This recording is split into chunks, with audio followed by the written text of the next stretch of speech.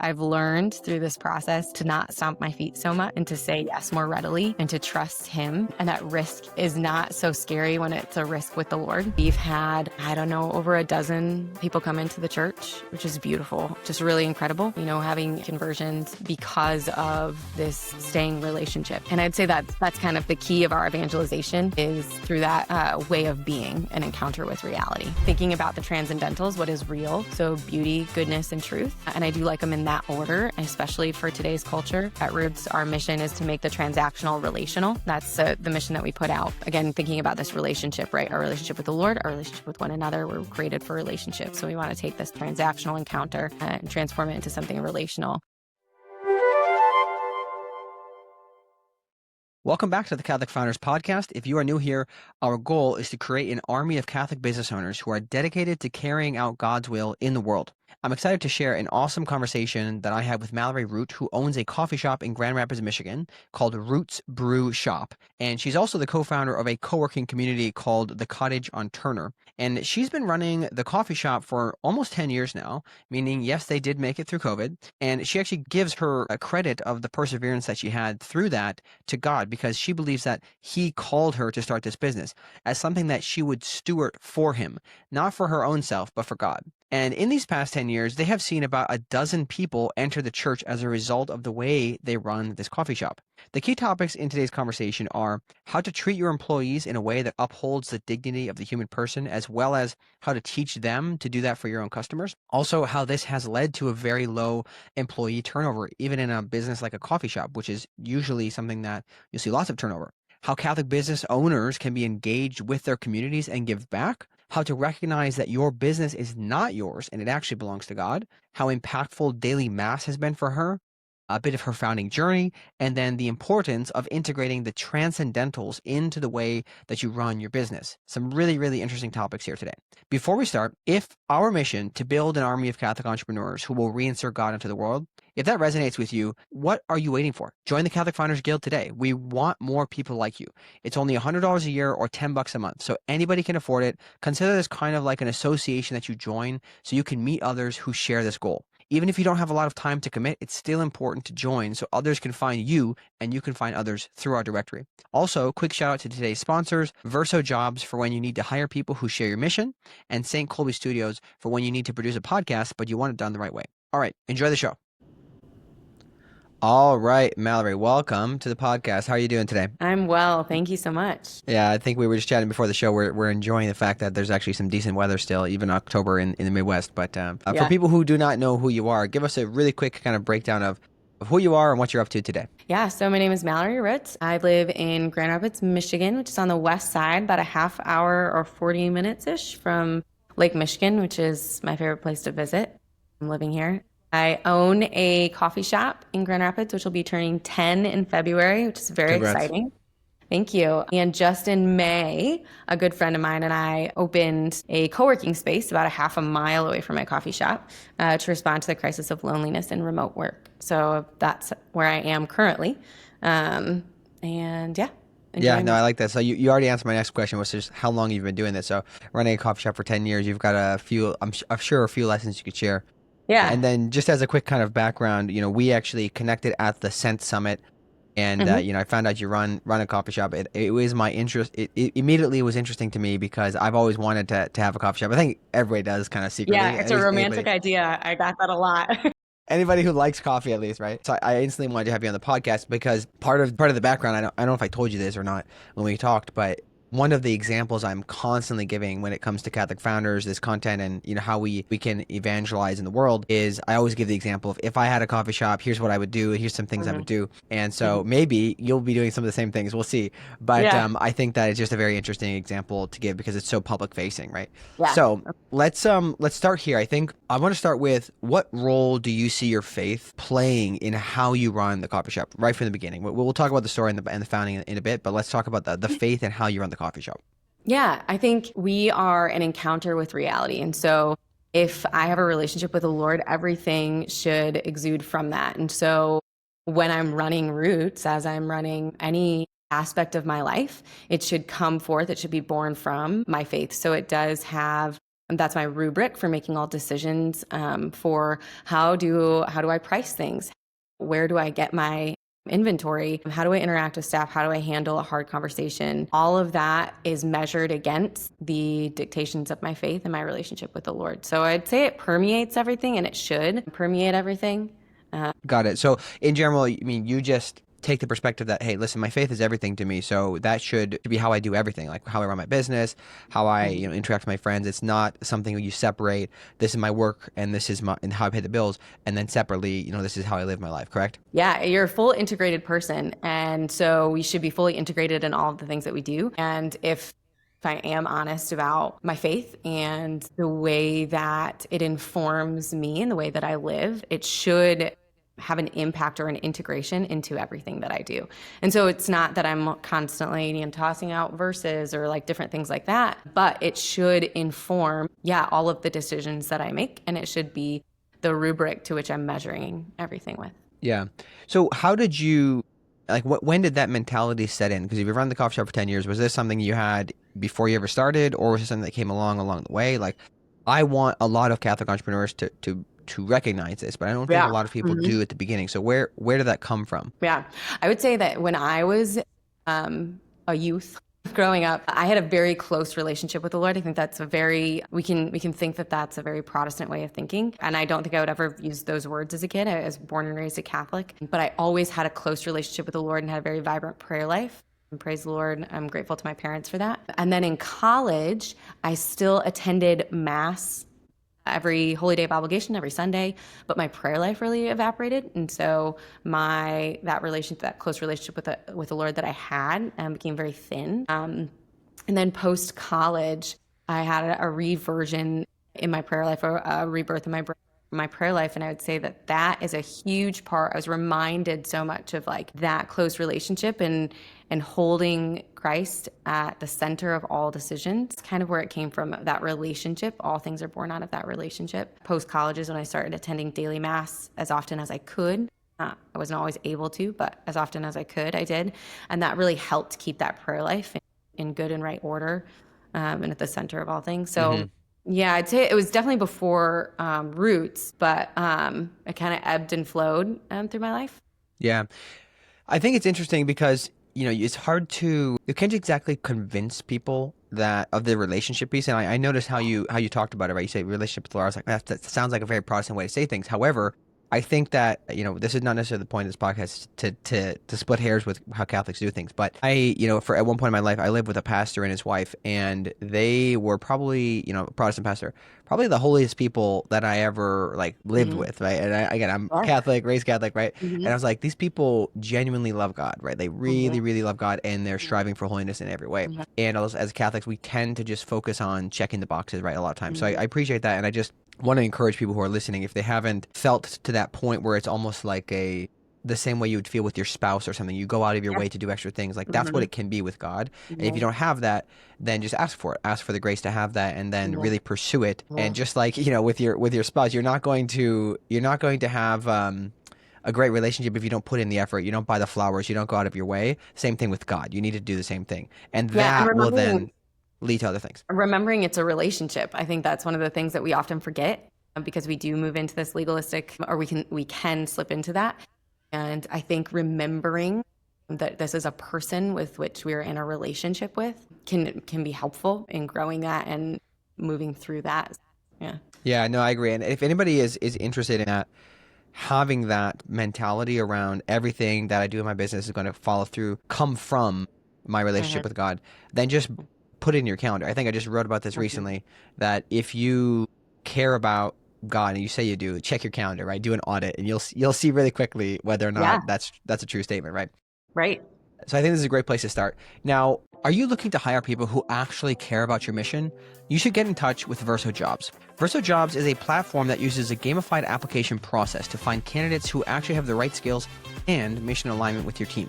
Joe and the team at Verso Jobs first understand your needs, then they go out and they headhunt the best candidates and present you with highly aligned profiles in very short order, oftentimes turning around profiles within a few days or a week. They also won't break the bank. So whether you're hiring for your startup, school, parish, or nonprofit, Verso makes it easy to find mission-aligned talent ready to build the kingdom.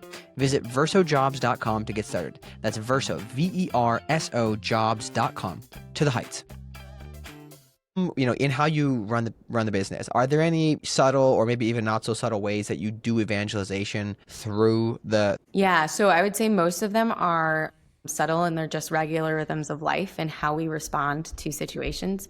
And so having that integrated relationship, that close relationship with the Lord is borne out in a number of ways. So the way that I talk about entering into Roots and why most people, when they come into Roots, say that it just feels different. So one of the things, we don't have a crucifix on the wall. We do not play worship music. Those are actually two rules that I do have. We have a crucifix in my office and an image of Our Lady and a number of saints, but that's all in my office. It's not out. We're this space where people who do not enter or would not enter a church can come in and encounter, again, that reality that I was speaking about. So thinking about the transcendentals, what is real? So beauty, goodness, and truth. And I do like them in that order, especially for today's culture. So describing Roots, this experience of an encounter with the transcendent, the transcendentals. When you walk into Roots, you are disarmed by the beauty of the place. And we have a lot of comfortable furniture that's mostly all thrifted. We have a lot of plants. We have a lot of natural fibers. We have big windows. So you have this beautiful space that you're walking into, and you are disarmed by that. And then as you walk up to the counter and you're encountering the good product, the good service, and then you sit down with table around people that is good. You have this encounter with the good and you recognize that there is good here. And then as you come in regularly, you build a relationship. At Roots, our mission is to make the transactional relational. That's the mission that we put out. Again, thinking about this relationship, right? Our relationship with the Lord, our relationship with one another. We're created for relationships. So we want to take this transactional encounter and transform it into something relational. And so if you come regularly, you then are building this relationship and you're open to asking questions about the truth and seeking truth himself. And I think that there are a lot of people who don't necessarily recognize that immediately. We build these relationships and then we're there to answer questions as they come up, and they know that they don't have to have the answer right away, and they can come in tomorrow or they can come in next week or they can come in a month from now, and they can still have that conversation and that relationship. And I would say over the 10 years that Roots has been a space in the neighborhood, that type of evangelization, essentially the long game, playing the long game, building that relationship. We've had, over a dozen people come into the church, which is beautiful. Wow. Just really incredible, having these conversions because of this, staying relationship. And Yeah. I'd say that's kind of the key of our evangelization is through that way of being, an encounter with reality. Yeah. So it's really just about, again, if you live the life in a certain way, if you act in a certain way, it should draw people in because it is a transcendental, right? And if you lean into that, you don't really have to do the work per se, right? You just have to focus on your own life first. I think there's this, I believe it's the spiritual combat that talks about this. The greatest thing that you can do is focus on developing your own relationship with God, your own spiritual life. Because flowing from that, God will act in other people's lives through you without you necessarily knowing it, right? So that's very interesting. Are there any particular, with a coffee shop, for example, are there generally underutilized methods, aside from what you've laid out to us right now, are there underutilized methods of evangelization through this type of business?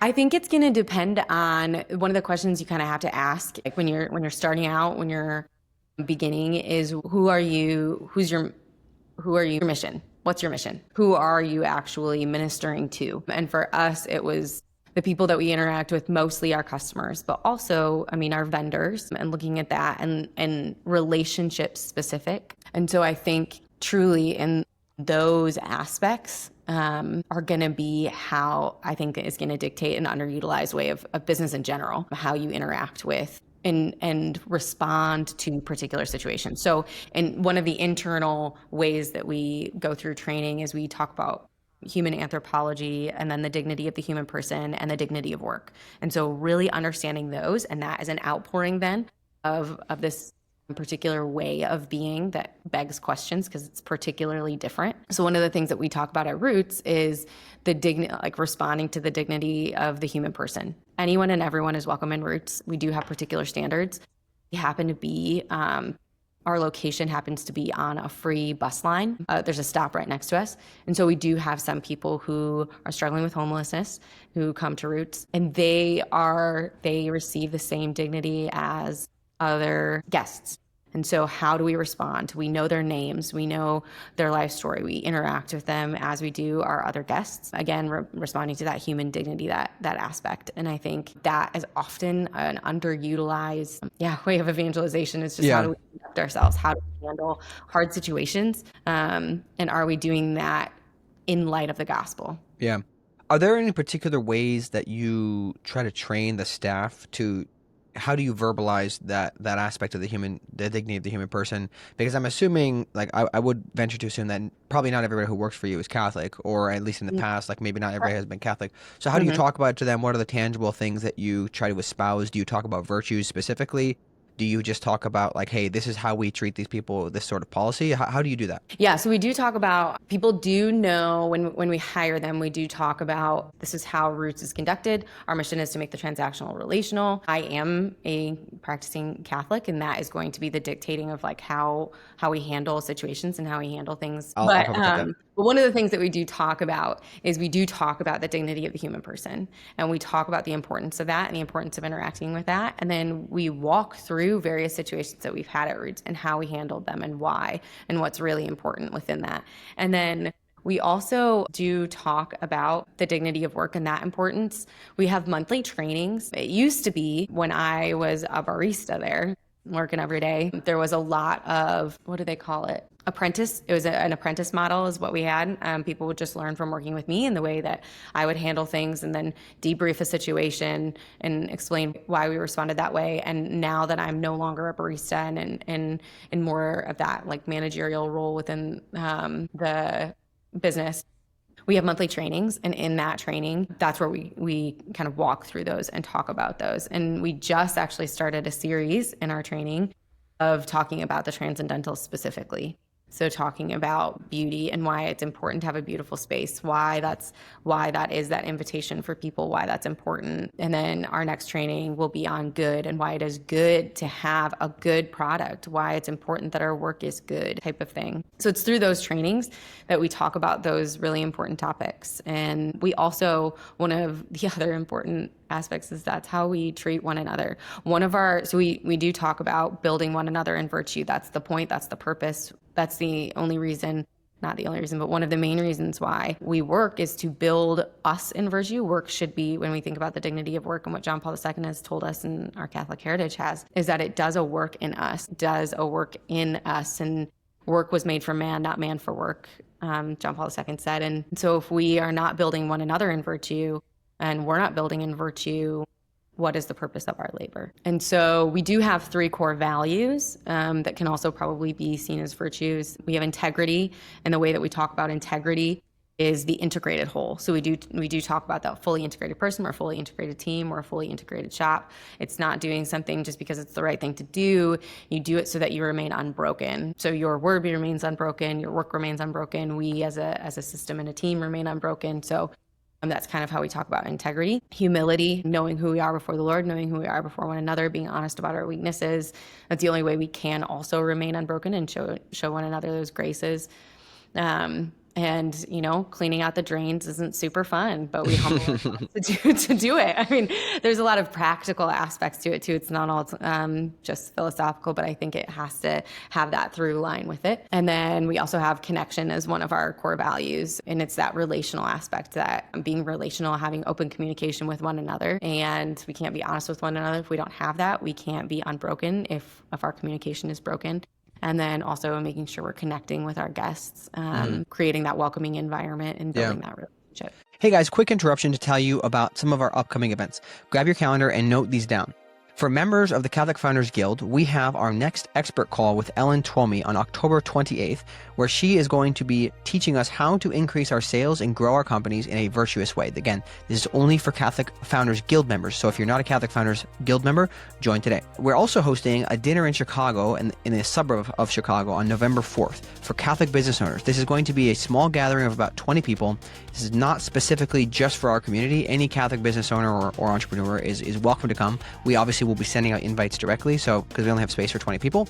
But if you're in the area and you're interested in attending, or you know somebody who should attend, reach out to me directly or drop an email at admin@catholicfounders.com. Finally, on November 20th, there is another gathering of Catholic entrepreneurs in San Francisco taking place. I'll be there helping create some content and meeting a lot of other people. So if you'd like to attend, reach out to me directly so I can help send you further details about it. We're still getting a Luma page pulled together, but it's going to be a very interesting kind of one-day summit type event in San Francisco for Catholics. So if you're in the tech world, this is especially important for you to join. Looking forward to seeing you guys at all of these different events.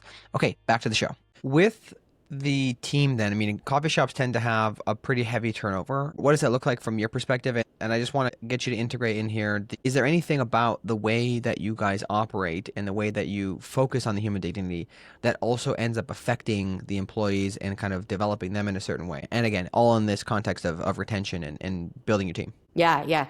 So we've been really fortunate. The Lord's been very good in offering us a pretty low turnover at Roots. We tend to have employees for a number of years because, again, we're building those relationships, responding to human dignity. One of the things that I've talked about as I've begun to train and form managers is that we have people for a time and we're here to form them so that as they move on to other jobs, they are a better employee. They're a better person. They've grown in so many ways. And so we have them for a time to be able to form them. But in that relationship, again, building one another in virtue and seeing the dignity, I think there's a real aspect that people have not really encountered in the workplace of responding to their humanity and building those relationships and being relational. So not just transactional, even in employment of, okay, you do this work and I'll give you this paycheck, but knowing about their lives, being able to enter in, to be able to support them when it's necessary. I had an employee, I mean, she's just so wonderful, so incredible. And she worked for us for 4 years. And, she one time had overslept her alarm, I think about 3 times. It was a challenge. And, I come in and she's like, I think we have to talk about my employment here. And I said, we're going to have that conversation in person, not in your head. And so we went out to breakfast the next day. And she happened to be Catholic. So we went to Mass first. And the priest actually overslept his alarm. Did not believe. Like, what are the chances? But in that conversation at breakfast, being able to talk about, what is she struggling with? What are the underlying issues? I can't run a business when someone's showing up late, but I also don't want to remove you from this team because, as it turned out, she was really struggling with some depression and stuff. Like, this team that loves you and wants to support you, we're not going to remove you from that, but you won't be doing this shift anymore. So some of those things, like, how do we respond in those ways? And actually, when she did end up moving on, when she came to tell me, like, hey, it's time for my time to come to an end, she started crying. And I looked at her and said, you didn't think you were going to work here forever, did you? No, but I just think that there's just this really beautiful way of being able to form and care for the human person in a particular way. It seems like such a small thing in a coffee shop, but we have a really unique opportunity, especially in often the stages of life that people are in when they work in a coffee shop. It can be a very transactional or transitional time for people, and to be able to be a space of formation that they need or care for them that they need is a really unique opportunity. We at Roots have twice a year, we do reviews, which seems like kind of a silly thing in a coffee shop, but we do review their work. Here are ways that you are really excelling. These are the strengths that I see in you that I think would be really great in the work that you're looking to do after working here. And here are some areas that I think you really need to grow in, both for work here, but then work beyond here. So really recognizing and letting them know that these are ways that we want to form you for the future. And I think that there's a desire to remain in that for a time. And so I think, we do end up with people for longer because of that care. Mm-hmm. Yeah. Which is a really beautiful thing. It's a huge gift. I mean, there's a woman who worked for me for a number of years who, she just desired to be a mother, which is so beautiful. And so her being able to handle the budget and inventory, we talked about how that'll prepare her for being able to, do that in her home. And that's a great and incredible thing.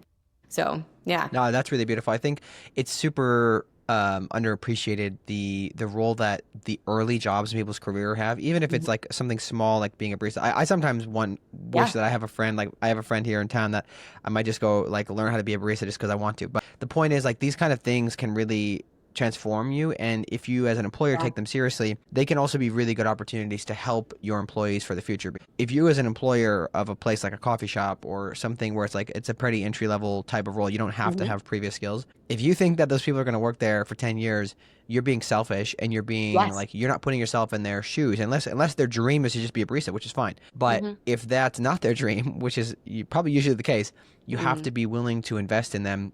And I think this is something that a lot of employers have a hard time with. Even if you Yeah. go to the more of the white collar type of work, is like, what do they want to achieve in the long term? How can I align what they're doing right now with what they want to do in the long term? And I even think about this for some of the work I do in recruitments. I just would encourage people listening to really dig deep and ask themselves if that's something that they're called to do a little bit more. Let's keep moving on here.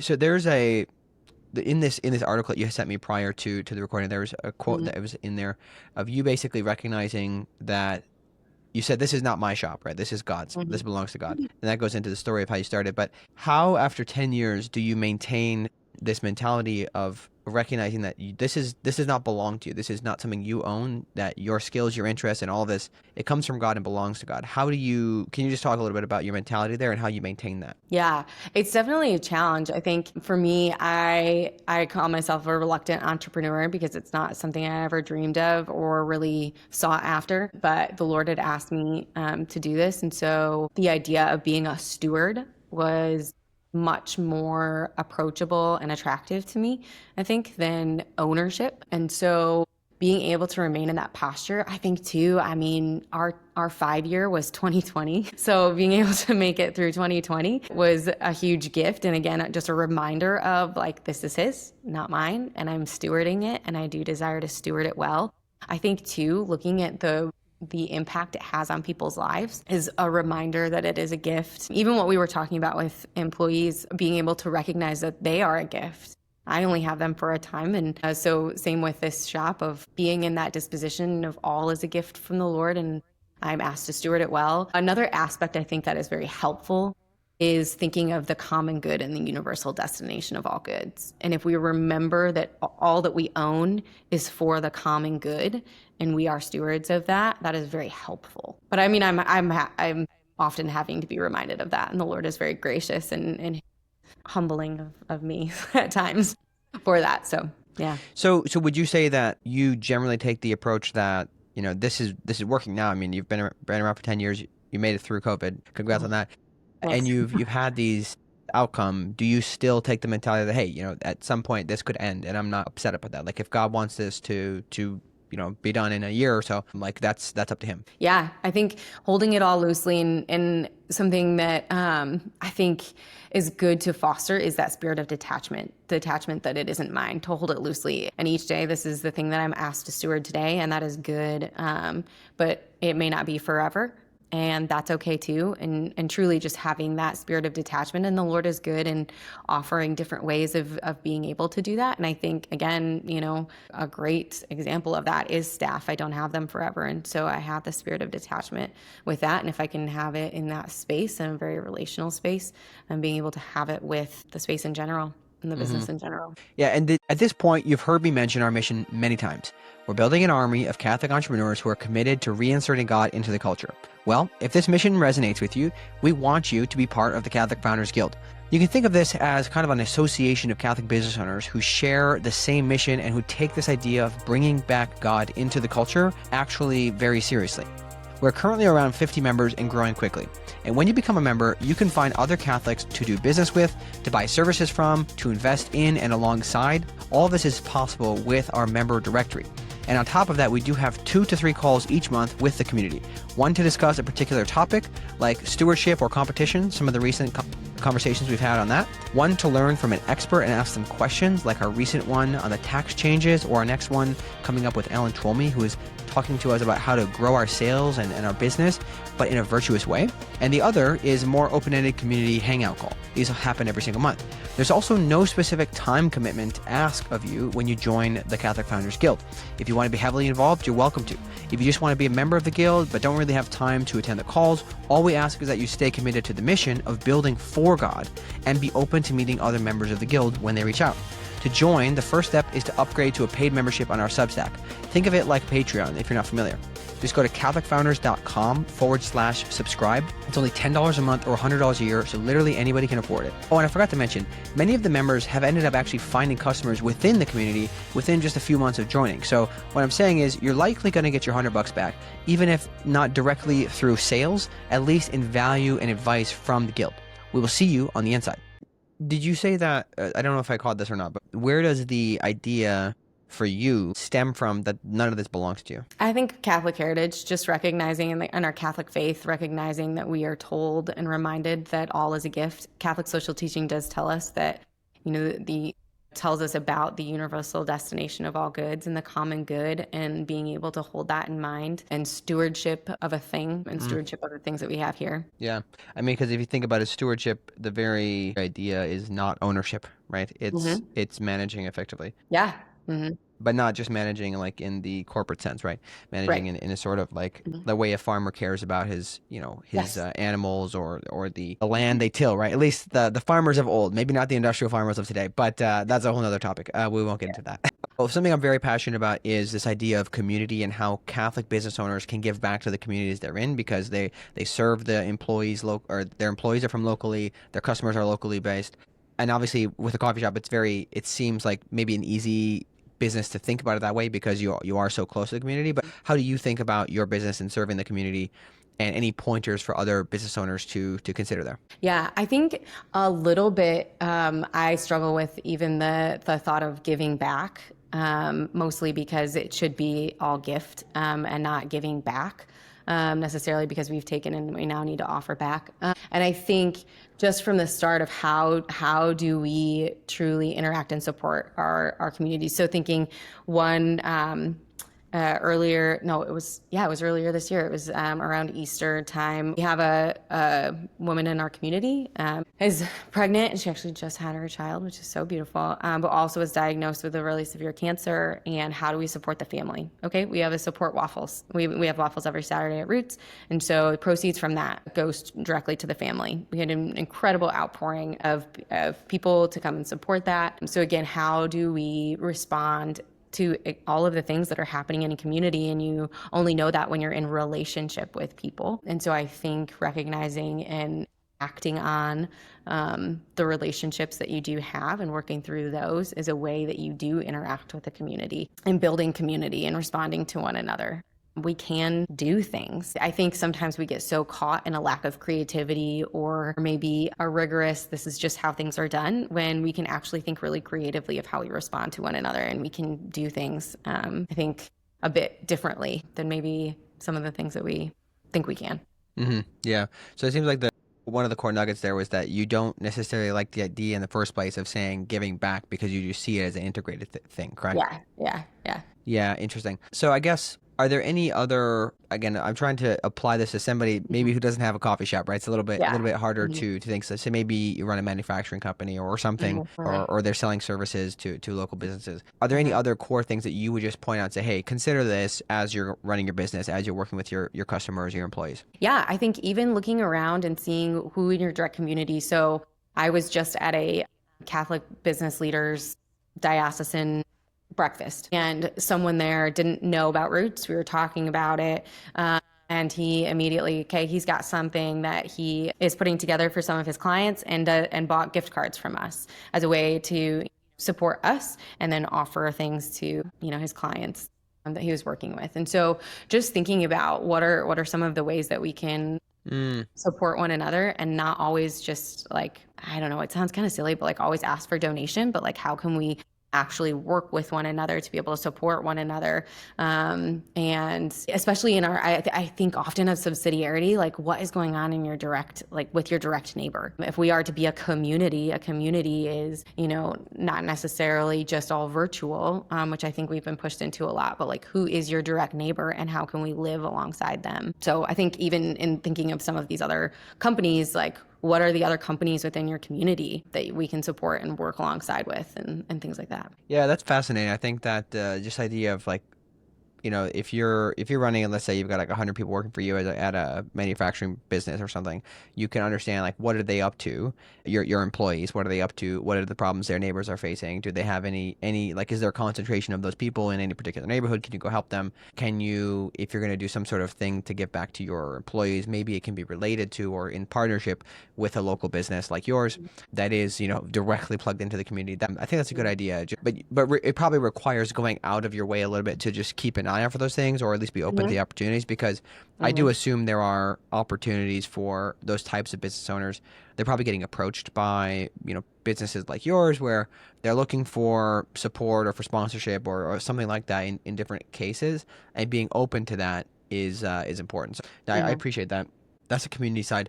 You mentioned earlier that you have made an effort to go to daily mass as often as you can, and something a lot of entrepreneurs I talk to tend to just be really like, oh, I'm too busy, I can't make it to daily mass, and I think it's a big excuse. I just want to get your take on like the experience of deciding to daily mass, the benefits you've received from it, and then maybe let's say your best pitch on why business owners should be willing to set aside that time for God. Yeah. Again, if we're living a fully integrated life, where is it flowing from? And are we entering into that space where we are filling so that we are overflowing? I think encountering the holy sacrifice of the Mass and entering into that as often as possible is a good, no matter where you are in life or what stage you are in life or what you're doing. I do recognize that there are times where it is challenging. I would say when Roots first opened and I was working 7 days a week, 6 days a week, that was challenging. And I wasn't able to make it to Mass every day, but making it the days that I was able was really important. I think something that I've recognized as a leader and as a business owner, you are inherently a leader. It is so important for you to remain rightly ordered. And if you're not putting yourself in positions and situations and in relationship with the Lord, you can become disordered, and then your organization, your business becomes disordered. And I think, you know, I a number of years ago, along with daily mass, have started integrating a holy hour into my week, and that is so important. Again, because I'm taking on more responsibility and leading more things, especially with this new venture, with this co-working space. Just recognizing that more is being asked of me, which means I need to enter into relationship with Him more and deeper. And so I think, yeah, if we're serious and honest about our leadership, then putting ourselves in situations, I know it can be really hard, but what is, number one? I think Yeah. at an adoration chapel, and often, 24-hour adoration chapels have them at like open late, open early, open all the time. So it can be challenging to make that as an excuse. But I think always looking at what is your motivation? What is the Lord asking you to? Is it because you don't want to do it? Is it because you are too tired? Or are we just making an excuse, or do we honestly not have the time at the moment? And that's okay, and recognizing that. So I think really it comes down to your own personal motivations and really examining that. But I think it is important as a leader. Yeah, I think it's one of those things. Once people, if anybody listening has not had the opportunity to go to daily mass, like try it for 2 or 3 weeks and then come back and tell me how you feel, because Yeah. I think once you start to experience it, just becomes impossible to ignore. At least for me personally, like I Mm-hmm. usually go to mass during the middle of the day as a way to just completely forget about work, or try my best to forget about work, because I tend to get so into it and so stressed out. But it then forces me to remember that none of this really matters at the end of my life. Does how hard I worked this particular day matter, or the opportunity to be close with God and have that communion with God, is that more Mm-hmm. important, right? And so Mm-hmm. I just encourage people, if they haven't had the opportunity, to definitely try it and come back to us and tell us what you think, right? So obviously, we as entrepreneurs, in a lot of ways, we tend to want to kind of like tie our identity to our business and Mm-hmm. to being an entrepreneur.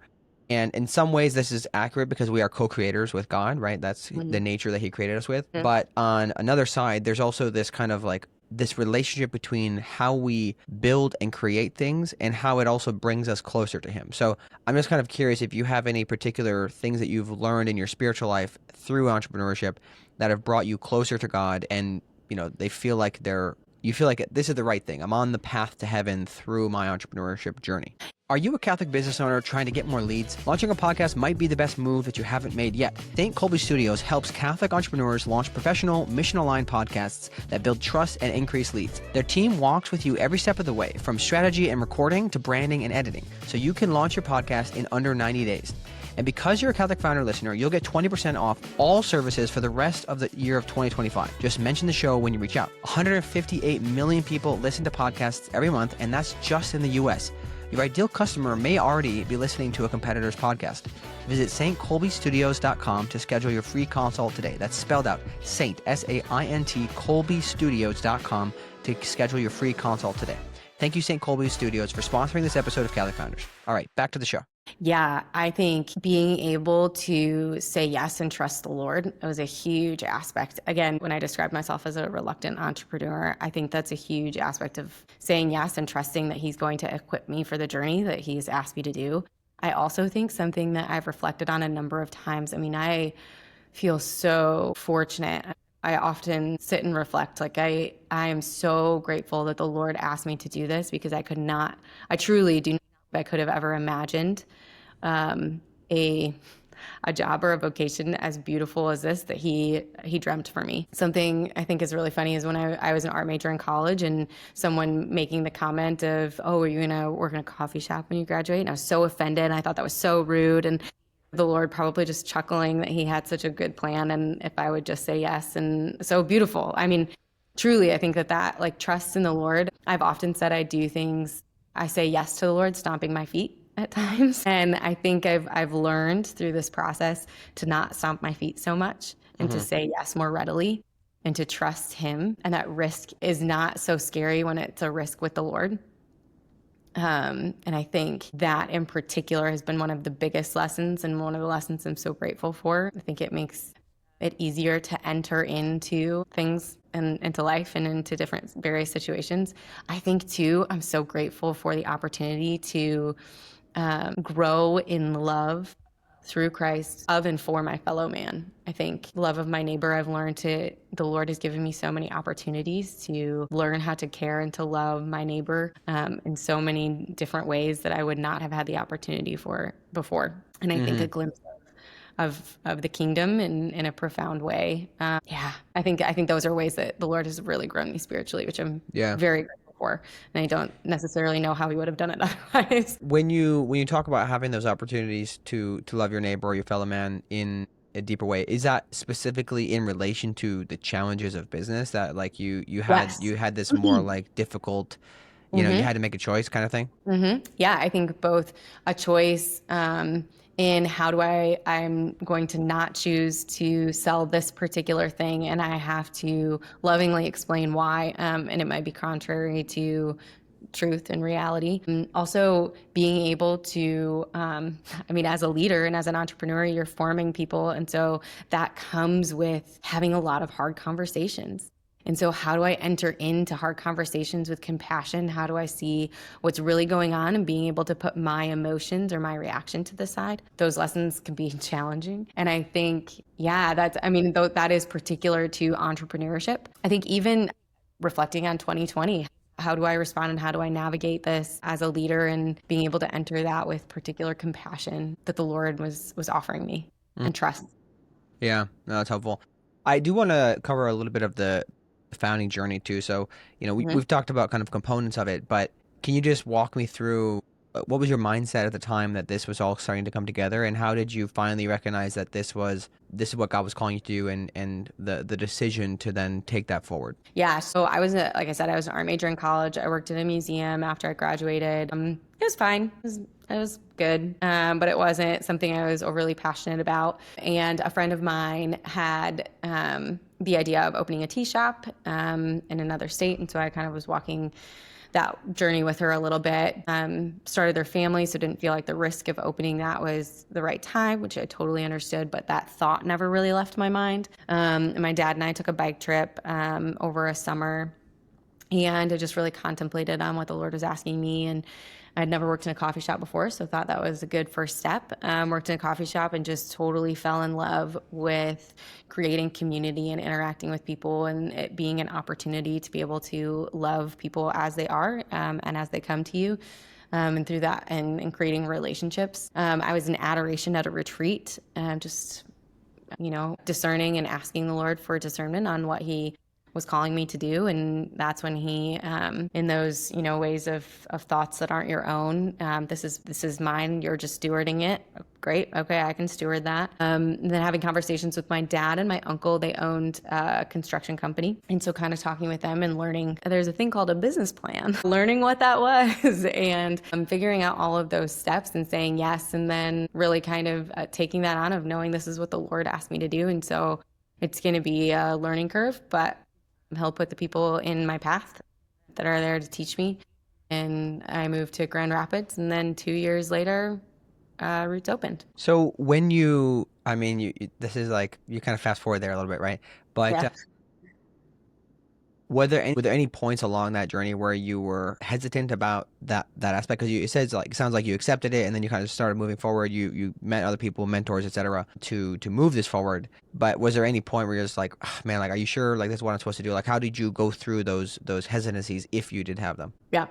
I would say I never had a really big hesitancy. I think I had to work on the aspect of humility of like, I know that this is what the Lord has called me to, but it doesn't look like it because it took 2 years. So I kept saying, Mm, this is the thing I'm going to do. I'm working towards this. But that was definitely an act of trust in the Lord and humility for myself, which I think was a really good lesson that the Lord taught me of it's my timing, not yours. And, I moved to Grand Rapids mm, in June and thought we're going to be open in September. And it was 2 years I see. of a poster in the window saying this is coming.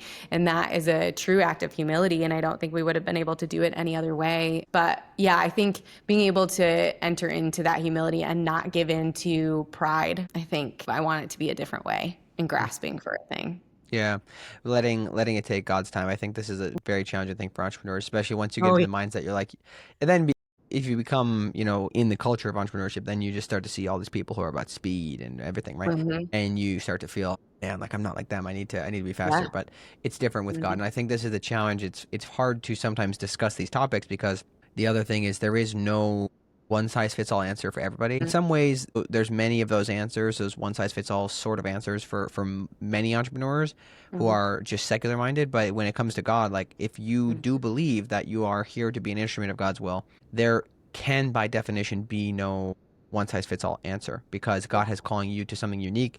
And it's such a fascinating thing, right? This play between we are completely unique and God has very unique objectives for us in our lives, but also not letting that main character energy and pride kind of fill you because it's so easy to do so. Yeah. This is something I am constantly struggling with because, like, how do you talk about your objectives, what you think that God's calling you to, without just sounding like an absolute, like, dingus, right? Somebody's just Yeah. so like full of themselves. So, I Hmm. don't know if you have any comments there. Yeah, I think it's challenging. I, for a long time, didn't even like to say that I owned Roots. I liked when people just thought I was a barista or a manager at Roots. And I think it took a lot of time of, the Lord has asked me to do this. And so I need to be, and part of that is humility before Him.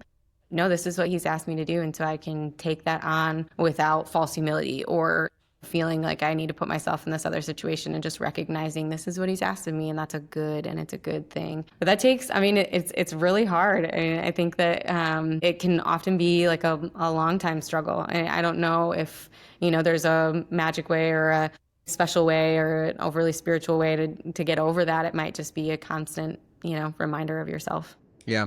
So there's obviously the universal call to holiness, and then there's a vocation, and then we have the secondary vocation in life. Did you feel at any point in this journey of starting the business and getting going that you began to understand that secondary vocation, like the vocation in the world aspect? Did you start to feel a sense of purpose, or did you believe that from the beginning, like this was your purpose, and you probably know it will evolve over time, but did you start to kind of like have that really that click? I think that I knew when He asked me to steward Roots that this was my purpose and my vocation for the time. I think, especially as the idea and the actual implementation of this co-working space and the launching of that was a development of like, okay, what is the next thing that you have for me? What's the next stewardship? How do I move through this in the right way? And I think that's still always a check-in.